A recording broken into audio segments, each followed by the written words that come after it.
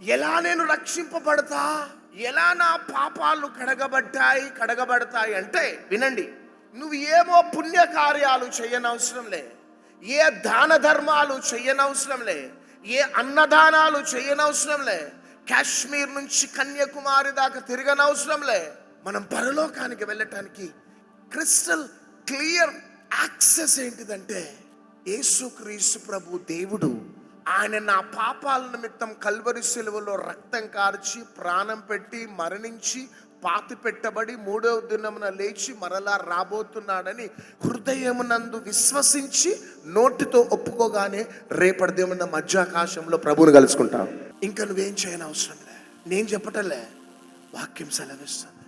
The next ఏంటిదంటే నీ పాపాలన్నీ కూడా కడగబడి నువ్వు క్రొత్త జీవితమును జీవించినావు.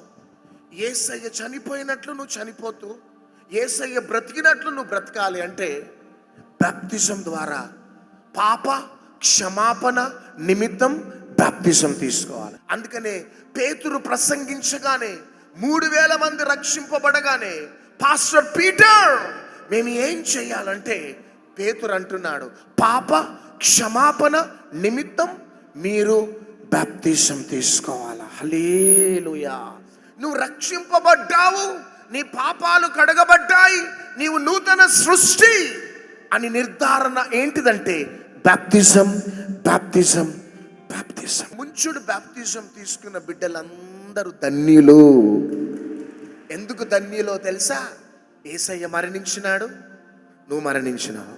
యేసయ్య లేచినాడు, మనము లేచినాం. బాప్తిజం ద్వారా మనం మరణించి తిరిగి లేచినాం. మనకి మరణము లేదు, మనం మరణించం, కానీ మనము నిద్రిస్తామంతే. అందుకనే క్రైస్తవత్వానికి పునాది, ఫౌండేషన్ ఈ యొక్క ఈస్టర్ మరణ పునరుద్ధానములో ఇదొక నిరీక్షణ. ఈ మరణ పునరుద్ధానముల ద్వారా ఈ గుడ్ ఫ్రైడే ఈస్టర్ సందర్భంగా మనము యేసయ్యలోకి వెళ్ళిపోయినాం. యేసయ్య మనలోనికి వచ్చేస్తున్నాడు. చప్పట్లు కొట్టాలి గట్టిగా. ఇంకా ఏమంటున్నాడు తెలుసా?